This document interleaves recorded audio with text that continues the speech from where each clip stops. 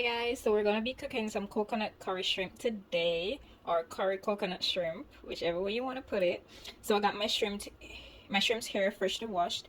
I prefer to leave the tail on for some reason, I don't know. I like to have the tail on my shrimp, so I left that on. I have some curry powder and I have some organic turmeric powder here. I'm just gonna be combining that together. I have some minced garlic. This is the curry powder that I use. Salt. I have some garlic and herbs. Salt-free seasoning.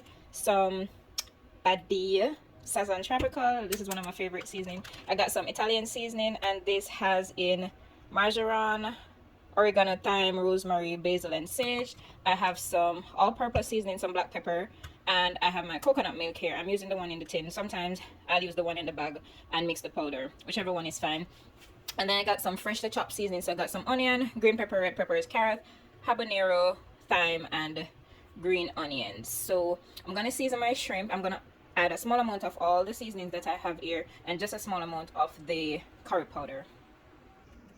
So I added a small amount of coconut oil to my pot, and I'm going to be adding some of the minced garlic, the onions, and a little bit of ginger powder.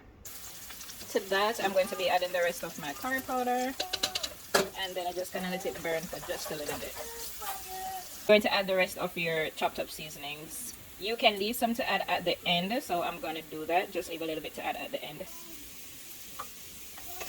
And to this, I'm going to add about a half a cup of coconut milk, and then combine that and let it sit for about 5 minutes just to let the coconut milk cook, because we don't want any diarrhea around here. That looks so good and it smells divine.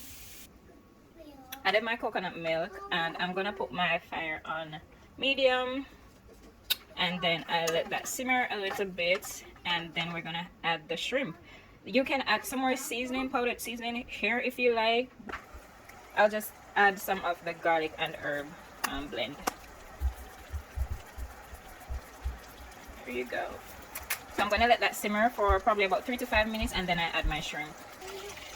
Alright, so this has been simmering on medium for about 5 minutes. You see that custard forming. So we're gonna go ahead and add our shrimp. So this is our seasoned shrimp. You can season your shrimp according to your liking. Some people just use salt, ground pepper, that's fine. Alright, so I'm gonna add this to the coconut mixture now.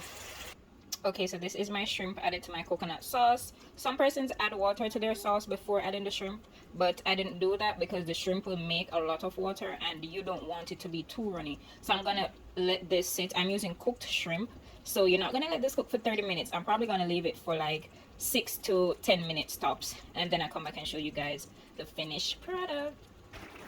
So we're basically almost done. It's been about like 5 minutes, and this is the reason why I told you not to add any water to your shrimp, because the shrimp makes its own water. So you see that custard forming from the coconut milk. At this point, you just taste and see if you need to add any more seasoning. I'm just gonna add a little bit of Italian seasoning and some cayenne pepper for a spice, and then I'm gonna add the rest of the green onions. And I did go ahead and add some allspice to it as well. So we're gonna just stir that in, and basically at this point you let it thicken to your desired consistency. All right, so we're basically done.